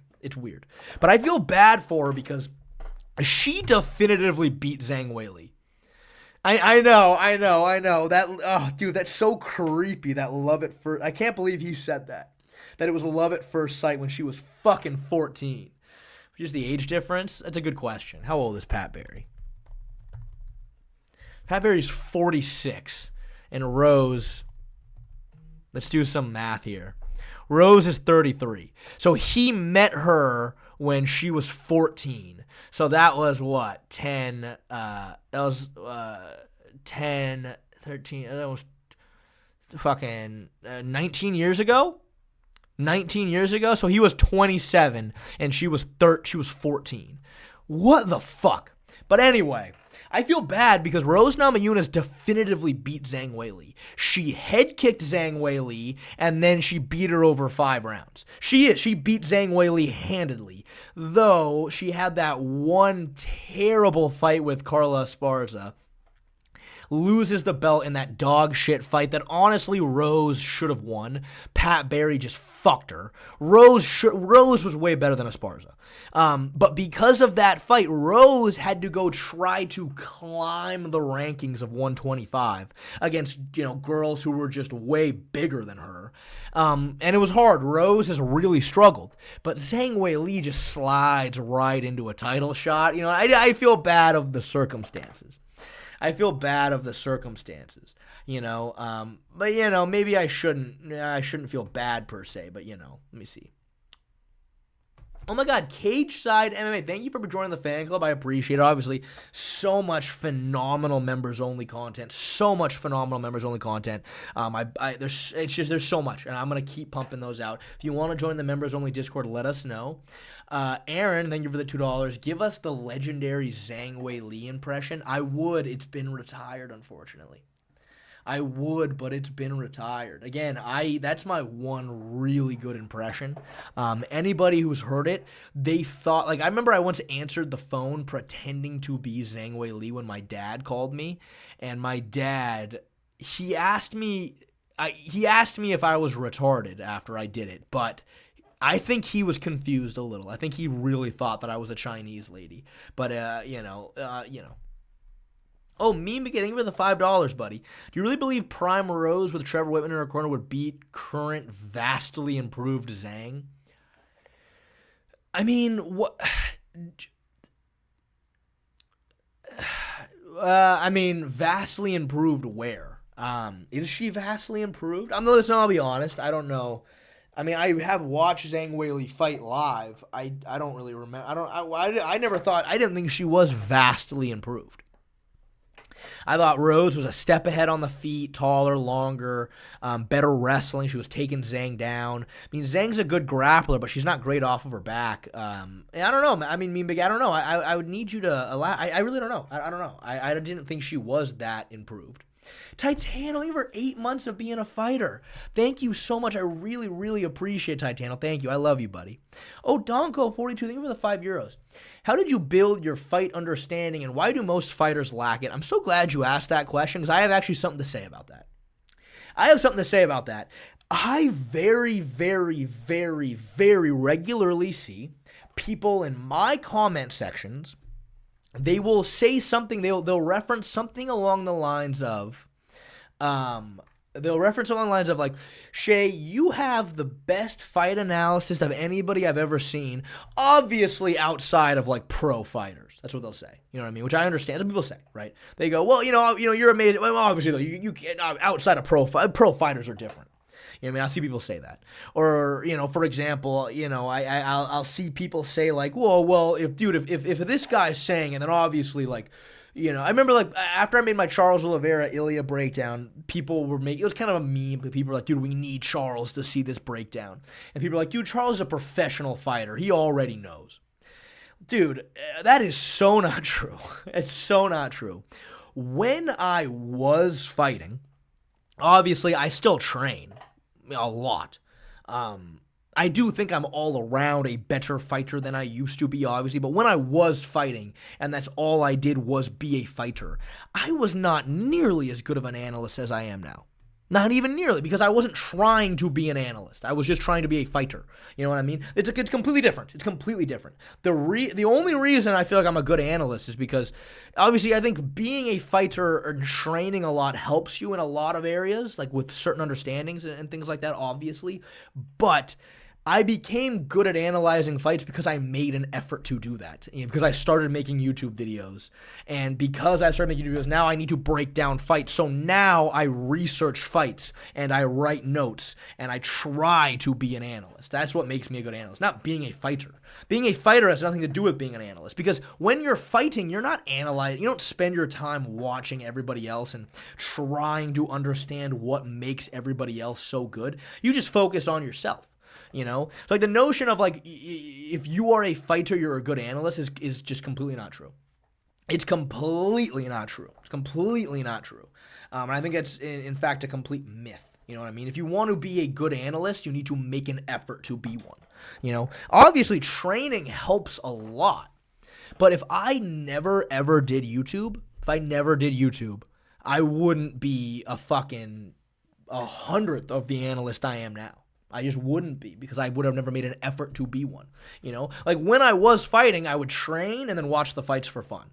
That's not how you become a good analyst. You become a good analyst from watching film, and I've got 9 fucking notebooks filled with fucking notes and timestamps and fucking, like, you know what I mean? Like, I put a ton of work into it, you know what I mean? Just sitting there and going, why was he able to take this guy down? What happened? What is this guy's game like? What does he do? What's the counter to that? You know what I mean? That's what it takes. You know what I mean? Listen, I'll be honest. I don't really watch Demetrius Johnson's videos. The vibe I kind of listen. He has a whole team of people though. Like he has a team of editors. He has a team of what I mean. Like I think that DJ obviously he does have a good understanding of like technique and things like that. But like DJ, I kind of get the vibes to me. He'll just like turn on a fight and then watch the fight and just say what he will about what he's seeing right there, and then he sends it off to somebody to edit and make a video out of it, rather than like when I do a breakdown, like I fucking research the shit out of both guys and kind of build this sort of fucking, you know what I mean? That's different than just turning on a fight and watch. Right? That's his breakdowns, right? That's what DJ does. He just turns on a fight and watches it. It's sort of different, you know what I mean, than what I do. You know what I mean? But yeah, I'm glad you asked that because, I see people say that all the time. Well, he's good at analyzing, but he's not a pro fighter. I'm like, pro fighters suck at analyzing because they're not analysts, they're fighters. Mean Big A, thank you for the $2. Zhang's grappling and fight IQ are way better now. Okay, fair enough. But anyway, fair enough. Mean Big A, that might be true. Listen though, man. I think that Valentina Shevchenko is going to be way bigger, way stronger, and that is all I have. I don't know what you guys think. I didn't research this at all. I'm sorry. I didn't research this at all. I had shit to do. I researched every other fight on this card. I did not research this one, so I don't know. I don't know. I'm sorry. I don't know. I have no idea. Other than that, Valentina's going to be way bigger and stronger. Zhang wins? Okay. All right, fair enough. Zhang's going to win. I might bet over on rounds for this one. Now, obviously, right, Jack Della, Islam, I made a whole video about, but let me give you guys to me the main cliff notes here. Let me Donko 40 for the 2 pounds. But a fighter would benefit a lot from it, no?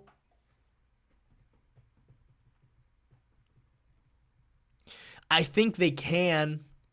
I think it would benefit a fighter to try to research other fighters, but at the same time, I think you can kind of go back and forth with it a little bit.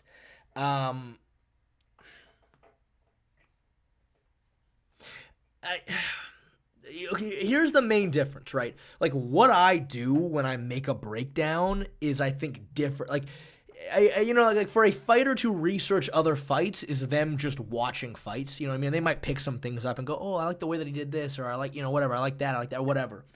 I'm taking notes, and I'm like I will like write a question down. I'll be like, okay. He stopped the double leg here at round 1, 2 minutes. He got taken down here at round 4, and then I go back and try to figure out why and how it happened. You know what I mean? That's a lot of work, and I don't think a pro fighter is gonna want to sit down and do that anyway. But at the same time, I think you can kind of get lost a little bit as a pro fighter who like has a specific game and has things that they're good at, and now like you're watching all these people who have completely different games than you. I don't know. I don't know if that's good. You might kind of get lost in like getting a little too mixed. I mean, it's tough to say. Now, obviously, John Jones, he said on Joe Rogan that he himself, when he's fighting somebody, learns everything there is to know about them. John Jones goes, I know where they're going to shoot from. I know what kind of strikes they like. I know how their defense is. I know where in the cage they set up certain stuff. That's what John Jones does, and it works for him very well. If I were fighting, I would do that. I would research my opponents a lot. I don't know if I would just research random guys. I don't know if I would just like do whole card breakdowns. I don't think I would try to do that. So I think there's a balance to it. Most of the time, though, if you were to ask a fighter about film study, what they'll tell you is that my coaches do that. I don't do film study because I don't want to get all worried and scared and start mulling over into my head everything my opponent does, whatever. But they'll say, I have my coaches do it, and then my coaches understand, and then they set up drills and whatnot to help us work on certain things. And that's what most fighters would say. But I don't know, you can kind of go back and forth with it. I just think I mean, I remember specifically like talking about when I grappled with Jalen, I was talking to him about like just grappling and shit and whatever, and I was talking about his fight against fucking I was talking about his fight with fucking Gamrot, and I realized, just being honest, while I'm talking to him, like, dude, you don't fucking know it. He had no concept of what the judging criteria was. He fucking, like, had a really hard time, like, differentiating, like, styles of grappling. Like, I'm just talking to him, I'm just like, huh, you know? And it's, again, it's just I make an effort to understand this stuff, and he makes an effort on training himself every single day. It's just, it's two completely different lanes. You know what I mean? But anyway, it's a long tangent. Maddalena versus Islam Makhachev. To give sort of my main cliff notes on this fight, one thing I will say, obviously a big thing about this matchup to me, as we talked about a lot, right? Because obviously, right, when we found out that Islam was moving up to welterweight, a lot of people were sad. And people were sad because we weren't going to see Islam versus Ilya. Now, here's the thing for me, though, and I go, listen, guys, we've seen Islam Makhachev have to fight shorter, you know, we've seen him fight Volk, we've seen him fight guys that are really trying to close the distance with him, and we've seen Islam do a really good job on the back foot, evading, moving, you know what I mean, whatever, right? We've seen him have to fight that style of opponent. Fighting Jack, though, we now have to watch him have to close the distance against a taller, longer guy who controls distance really well. You know what I mean? That was a big thing, right? Truthfully, though, dude, when they face off against each other, Jack doesn't really look any taller than him. Like, right? Right? Like, I was like, you know, Islam's listed at 5'10". Jack's listed at 5'11". He does have a longer reach by like 4 inches, I think. But like, I don't think he's any taller than Islam. I mean, it's hard to say. They're both wearing shoes. Maybe Islam has some fucking thick shoes. I don't know. He doesn't look taller though. Yeah, so, you know, I guess that's a slight hamper there. You know, but he does have a big reach advantage, and frankly, I do think he'll be a little bit taller. Now, here's the thing, right? Obviously, Islam wants to take Jack down. Obviously, right, you look at someone like Gilbert Burns, who did take Jack down a lot.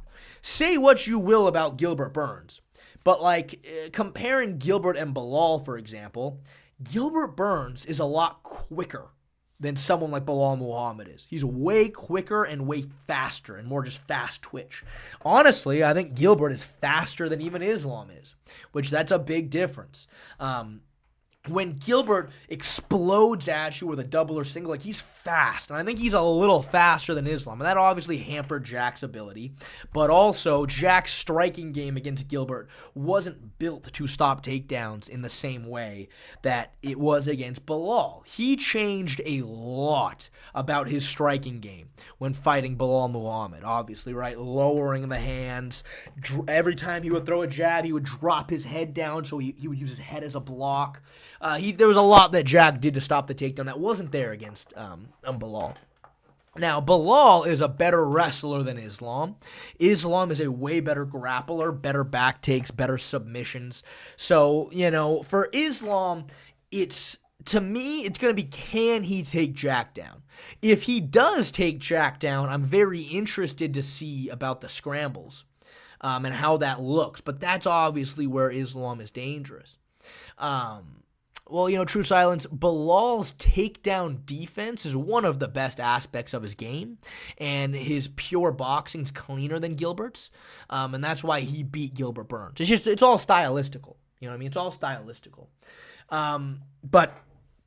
So, I mean, you know, like I said, right, Jack lowering his head, lowering his hands to constantly be ready for shots, for underhooks, and blocking with his head, I think is great. Though, for Islam, the one thing I see when I look at that is I go, when he lowers his head like that, we're just going to rip a head kick on him. And Bilal Muhammad did that one time, only once, and he landed it clean. Fucking Jack threw a jab and then dropped his head down, which is what he was doing the whole fight. And then Bilal, off of his lead leg, snapped a kick. And he had his hands up, but it doesn't really matter with a kick. Like, it still fucking rattled him, you know what I mean? Here's the problem, though, man. is that Bilal has decent kicks off of his lead leg. Islam doesn't. Like, Islam's not that good of a kicker. Islam has good kicks off of his back leg, but like Islam's a southpaw. If Jack chooses to fight southpaw, which Jack can fight southpaw, that kick's not really gonna be there. It's not really gonna be there unless Islam fucking throws like a switch kick or something, which is something we haven't really seen him do. So for me, right, the one sort of glaring weakness I see in, Jack lowering his hands for underhooks, dropping his head, the number one thing I see is you got to throw head kicks. When he lowers his hands, threaten with a head kick. Get his hands back up. And if you get his hands back up, that's going to open up the hips for takedowns. Again, though, I just don't really... Like, Islam, I don't think is that high level of a kicker except off of his back leg. So, I don't know if he can really make that happen. I would try to find a way to make that work with him. Like, we'd find a way. But, I don't know what Team Habib is doing there. Fight milk. You were the 2 pounds. Moicano was out jabbing Islam. JDM's going to cook. Yeah, I mean, that's another thing, right? Islam seemed to struggle a little bit closing the distance against Renato on the feet. Renato landed a couple, I think he landed like 2 good jabs. Now, Jack, the jabs he was using against Bilal was fucking moi. Like, he was popping him with the jab. He would throw the jab and get his head off the center line at the same time. He would jab to the body and jab upstairs and go back and forth, and it was a fucking problem. The way Jack controls space with the jab is amazing, and his footwork is really, really good. Frankly, on the feet, it's pretty lopsided. Islam Makhachev in the pocket is not great. He's not great. In the pocket, he kind of just starts winging at you. And obviously against Volkanovski, he fucking dropped Volk, hitting him on the side of the head with his forearm. But, like, Jack's just on a different planet when it comes to boxing in the pocket. Teeps as well. Yes, Teeps as well is a good way for Jack to maintain space and maintain distance for sure.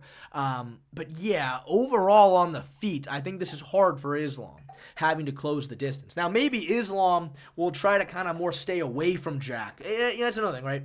Is that, like, you look at when Jack finished Imiev, right? The last Dagestani Jack finished. Where did it come from?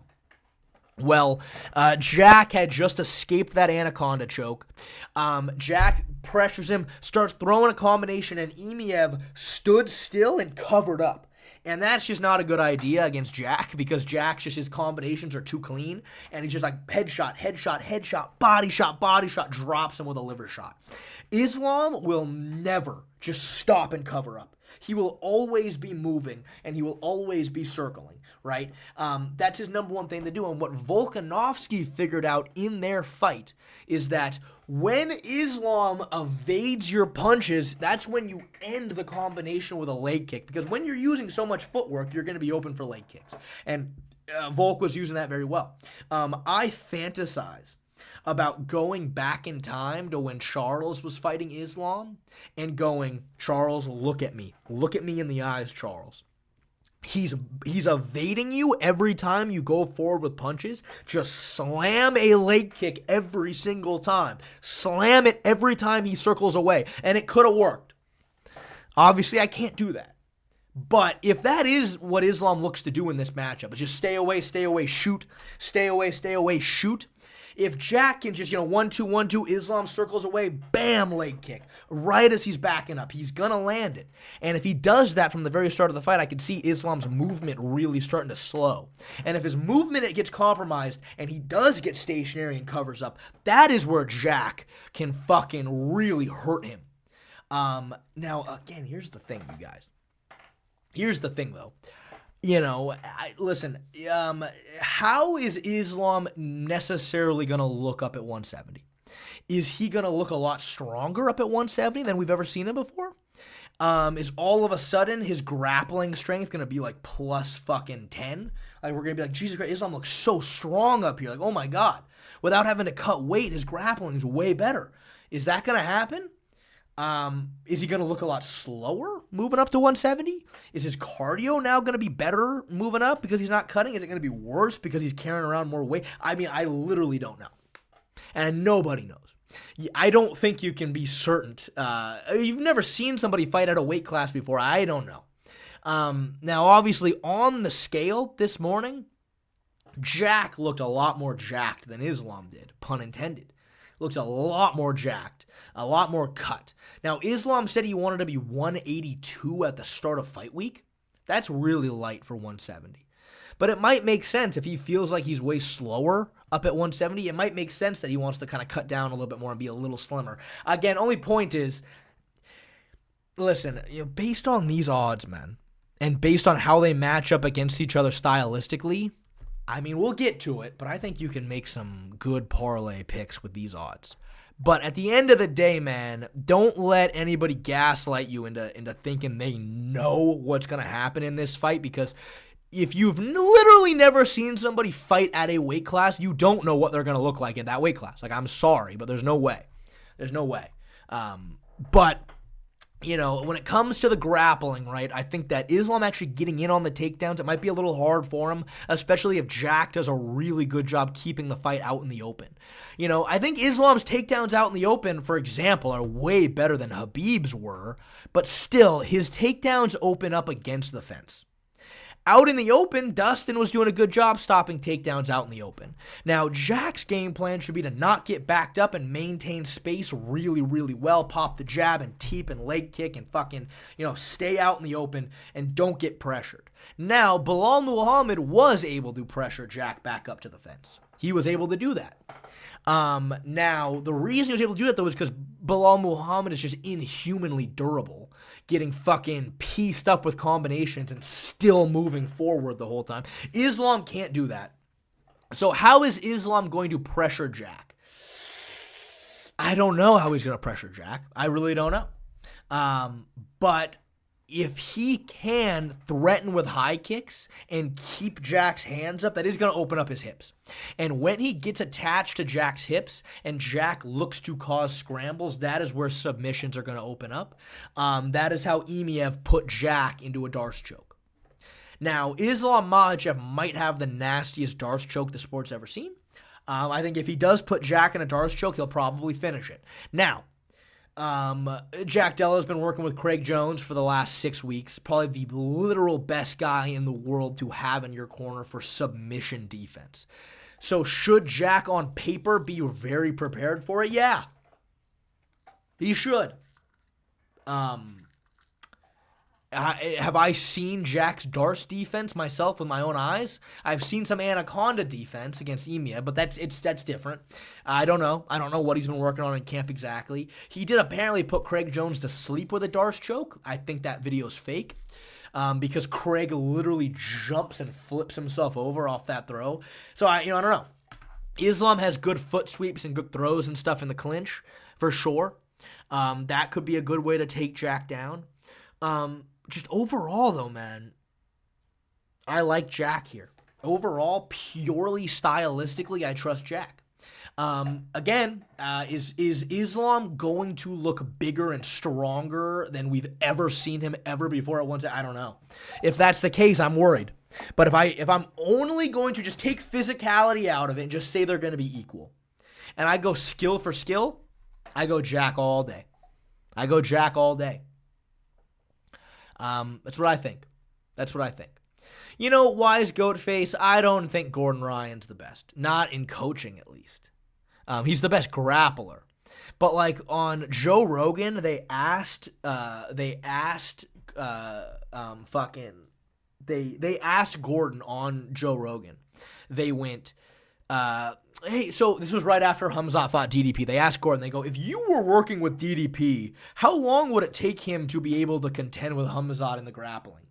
And then Gordon goes, if I got him 7 days a week for a year, I think he can at least make it competitive with Khamzat. And I was like, dude, fucking no, it would not take that long. 7 days a week for a year to learn how to get some fucking underhooks on the feet. I mean, I don't think that Gordon can translate the grappling to MMA. Listen, in like a pure grappling sense, like they had a grappling match, okay, maybe. But that's what Gordon's thinking. Gordon doesn't really understand transferring it to MMA. What Dricus really needs to do is just have some fucking underhooks on the shots. Because if you get Khamzat double underhooks on you, you're just fucked no matter what. Like when he was stuck up against the fence on his knees and Khamzat just has a double body lock bear hugging him. There's nothing you can do about that. Maybe that'll take 7 days, a week, or whatever for a year to be able to just grapple with him. He just needs to just change his game a little bit to deny the takedown earlier. I mean, that's it. You know what I mean? And I'm not saying he can do that easily. I'm just saying Gordon just didn't know what he was talking about in that specific sense. You know what I mean? I would just have him fucking work on defending chain double legs, you know what I mean? I mean, it's just the thing. It's just he just didn't have a lot of defensive fundamentals because he's so big and so strong. But I think he can pick up some of it to make it a little bit more competitive. You know what I mean? But so that's my thing. I just don't. I think Gordon was he didn't really understand the question. Maybe, you know what I mean? But yeah.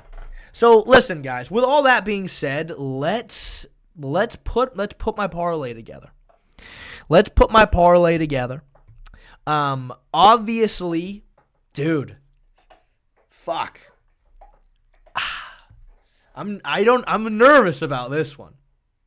But, dude, at plus 185, dude, I don't mind Rodolfo Vieira on here. Yeah, I mean, that's the thing, Fight Milk, is that, like, literally the second they ended up on the feet, for, like, just a second, DDP cracked him. In round 5, DDP finally got an underhook, and he ended up on top against Khamzat with one underhook. Like, we just need to make a few key adjustments. You know what I mean? We need to make a few key adjustments. But anyway, I kind of like Rodolfo Vieira, man. Especially at plus 185. I'm nervous about Beneil versus Benoit. However, at a plus 158, I kind of like Benny. I kind of like Beneil Dariush. But we'll see. I don't know. I'm gonna go for this. I'm just kind of designing what I say I believe in. I think Prates is close to a lock. I'm gonna bet on Michael Morales. And I know Jack Della Maddalena. Dude, I'm telling you this. I don't think this will hit because I have very good reasoning in all of these picks. Oh, I forgot about Robolock. Oh yeah. It's Gregory Rodriguez. Listen, I'll be honest. I don't think this is gonna hit because I feel like, I have good reasoning for every single person on here. Obviously there are some very heavy caveats and questions, as you guys know. But I have good reasoning for everybody on here, and the odds on some of these are insane. Jack at plus 225 is criminal. I think Rodolfo Vieira at plus 185 is criminal. So I think there are good odds here. I mean, if you put $25, you're winning $3,000. This would be a parlay I'd put like $5 on. Just like this is one I wouldn't want to risk it, just $5. It doesn't mean anything. I think that $5 to win 606, and I have good reasoning for all. I mean, dude, I don't know, man. I don't know. I like that, though. I like that. Now, like, legitimately, if I wanted to make a safe parlay, like a legitimately safe parlay, what would I do? I would do Gregory Rodriguez to win. I would do Prates to win. I think for Benoit versus Beneil, I think I would go, over 1.5 rounds is really good odds. Because again, right, both of their main offensive attack is not there at all. Neither of them are going to have to kick off the back leg. Beneil Dariush, I really don't think Benoit can take him down or take his back. I think Beneil's takedown defense and back take defense is phenomenal. And I think that, I don't know, man, I think Beneil is a better grappler. I just think Benoit is so big and so strong that I feel like there's I feel like he has a good shot at stuffing Beneil's takedown attempts. I feel like over on rounds is a good one for this one. And let's see.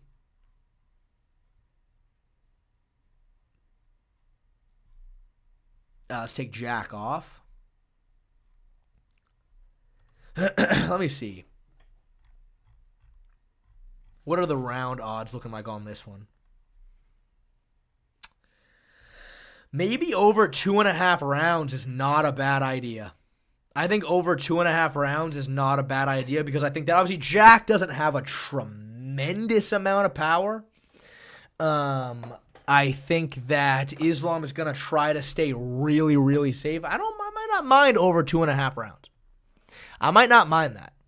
Apart from maybe Islam subbing him earlier. So, that's, dude, that's, you know what I mean? $25 to win 125. I don't know, man. I don't know. Or if you really want to be risky, I guess you can bet on Jack.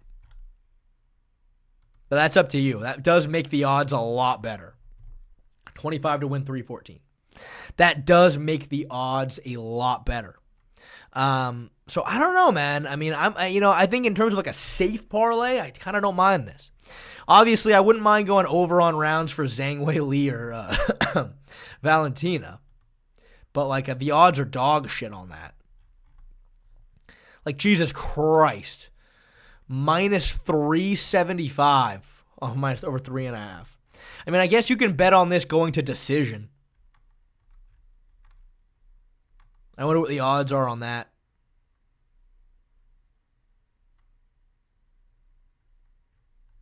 Let me see. Decision minus 225. I mean, maybe you can do that. That'll make the odds even juicier, I guess. So, you know. But, yeah, I mean, listen, I don't mind Morales by KO either. You know, I don't know. But I think that's right. You know, that's what I would say. Also, just real quick, let me plug. If you're not following me yet on Instagram, please do. Please do, just real quick. Post a lot of good training stuff, please. I'm starting my Salvia tour soon. But, yeah, please do. If you're not yet, at Shea Blair, thank you. I appreciate it. But yeah, guys, please, guys, use fucking, dude, I'm telling you, code MMA Shea on DraftKings. If you make a $5 bet on something, just pick some absolute gimme. Some minus 500, like easy fucking bet. Bet $5 on it. If it hits, they will legitimately give you $300 in bonus bets just to play around with. They will give you $300. Just use code MMA Shea on DraftKings. All one word. Now, let's just, for shits and giggles, if I really wanted to make some money today, what would I bet on? Like some fucking, let's see what we can make happen here. All right. I'm going to go Rodriguez to win, Rodolfo Viera to win. I'm going to go for Beneil Dariush to win, Carlos to win, Morales to win. I'm going Weili and Zang to go to decision.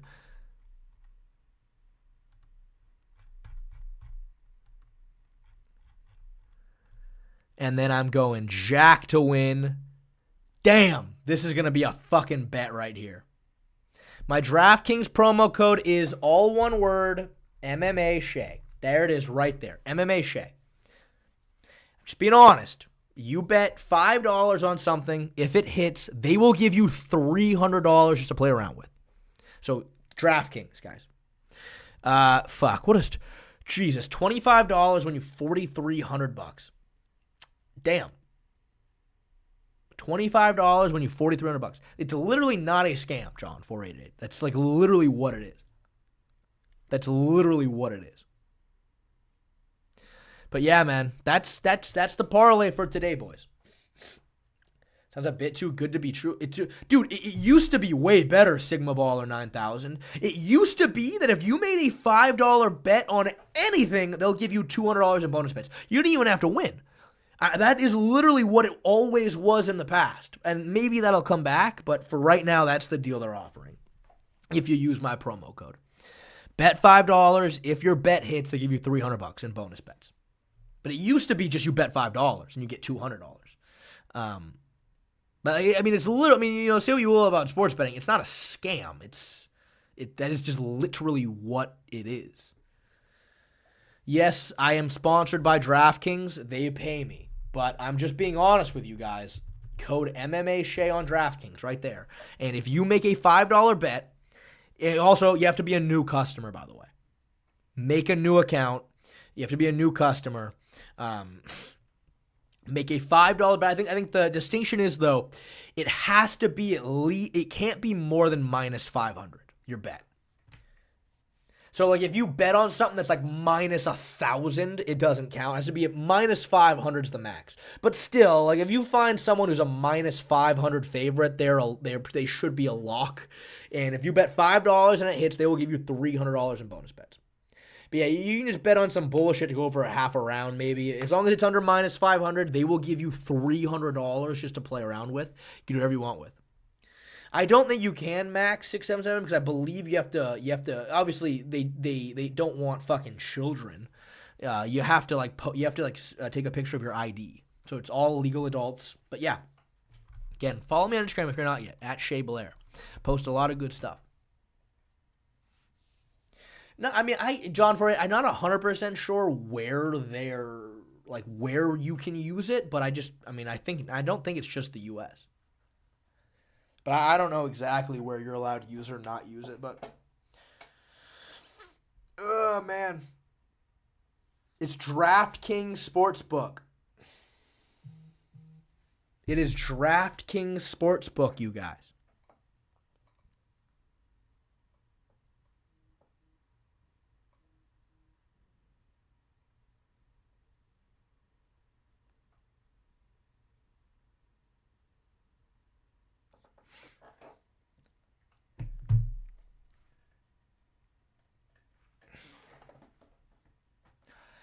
Yeah, you have to be 21 to gamble here, I know. Oh, you're under 21. Ooh.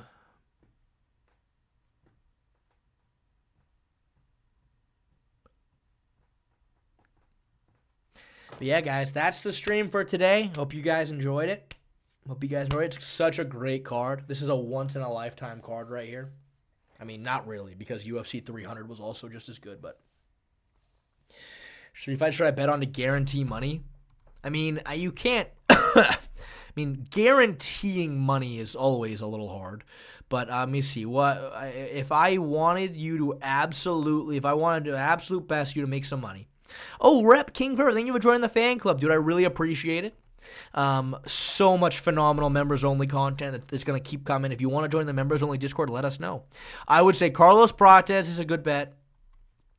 I would say...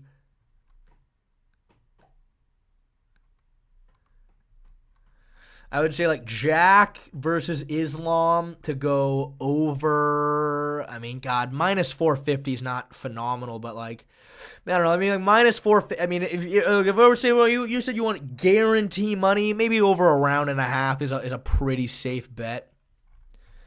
And then one more safe bet.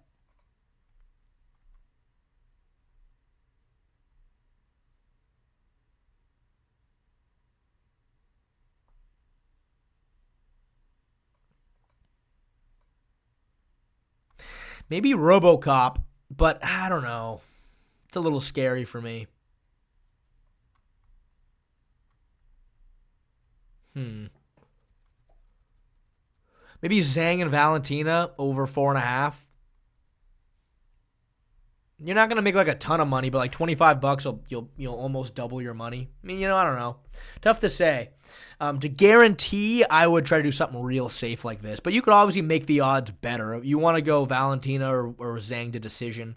You want to add like maybe Rodolfo Vieira. I'm telling you guys, I kind of like Rodolfo Vieira in this fight. I'll be honest with you.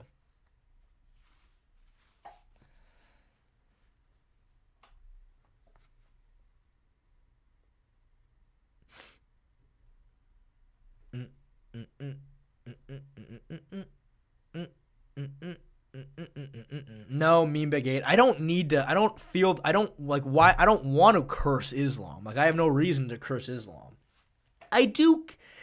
Listen, I'm a really big fan of Jack. I like him a lot. I think I am overall rooting for him a little bit, but like not like I have nothing. I love Islam. I'm a big fan of Islam Makhachev. I think Islam, greatest 155er ever. I think he's so I love Islam. I'm a big fan, and I would love to see him versus Topuria. So like, I would not be upset at all if he beat Jack. I wouldn't be upset at all. But like, I think, man, I might be leaning. I do want Jack to win a little bit.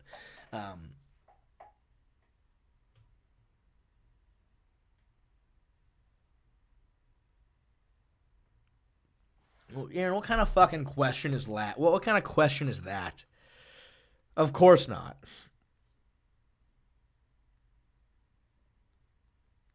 Literally, of course not.